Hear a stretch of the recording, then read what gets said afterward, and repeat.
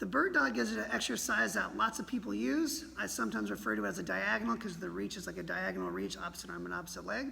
But the key things here is you gotta maintain your posture, otherwise you're not getting any of the benefits out of this exercise that you can. So we're gonna go over this real quick here. So from this position here, this is my crawling position. My shoulders should be pulled back and down, and the shoulders should be stacked up directly over my wrist. My hips should be directly on top of my knees. My toes are gonna be pushing through the floor with my heels in the center of my foot.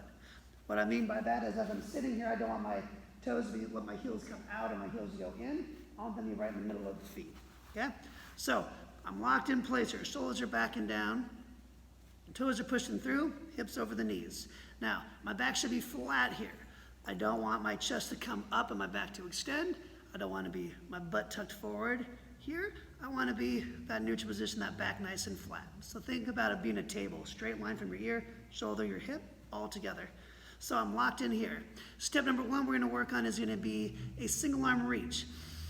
Just while you're sitting here, I want you to think about actively pushing your hands and toes to the floor. So I'm not just setting my hands here, I'm pushing them through the floor. I'm pushing these toes into the ground. That simple pressure that you put there is going to help your body to realize that you're putting a load on it, and it's going to really help you to lock everything in. And I want you to get that breath to the bottom of your lungs. Visualize that breath getting into your pelvis. That's like a really, really deep spot. Almost like you're feeling your pelvis expand and contract with each breath. So I get a couple breaths in there. I get nice and comfortable. I feel really stable and strong. Now I'm going to reach this arm out.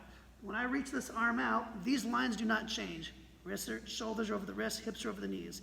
Most people, when they do this, they'll let their butt come back. Oh, this is really easy. That's not what we're looking for. I want you to become a table, and I want you to take one of those legs away. When you reach this thing forward, you should be feeling these obliques working, these butt muscles working. All these guys are working to maintain those positions. Breath in. Hold them there for maybe 5 to 10 seconds, something like that. Once you master that, then you're going to start working on the legs. Again, nothing is allowed to change. Usually when people pull the legs out, they'll either tip over, they'll lean forward. I want nothing to change. So shoulders are backing down. Deep breath in. I'm going to reach that left leg out. I'm going to actively point that toe behind me so this butt cheek is rock hard here. This is all locked in place. I'm going to get a couple breaths there. Again, 5 to 10 seconds to start. Again, everything's in place. Actively pushing my hands and feet to the floor. I'm going to reach that leg back. And nothing should be different. I'm going to show you from this angle here, when you look from the back, as soon as you lift the leg up, what your body will like to do is it's going to want to lean over to the leg that's down. So we don't want to go all the way to there. So I want to think about my pelvis pointing at the floor. So this point here has got to be pointing straight down. So from here, so now my pelvis is both pointing to the floor. They're not opening up. So I should be nice and flat here. Everything should be maintained. Again, don't let your body tip over. You're going to lock that thing in place there.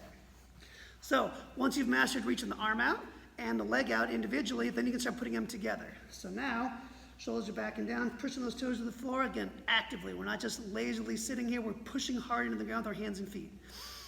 Get that nice deep breath in. You're going to reach out that opposite arm and leg. You're actively reaching that hand that way. Actively pushing those toes back that way. Butt cheeks should be rock hard. Everything should be flat. Don't things tip over. Should be nice and flat here. 5 to 10 seconds there and control them back down. If you're feeling a shift anywhere, that means that your slings going from your opposite shoulder to your opposite hip aren't working very well. So it's a great place to build those. The more you practice this, the better feel you'll understand of where you're weak. I know that when I pick up my left hand, it's a lot harder for me to hold myself still there. So I know that I've got some work to do. So I do extra reps on the ones that are tougher for me. Again, this is not something you do once in a while. This is something you do regularly to continually improve in it. Again, get better on the floor here in a crawling position is going to help you a ton on your standing, running, jumping, all that good stuff too.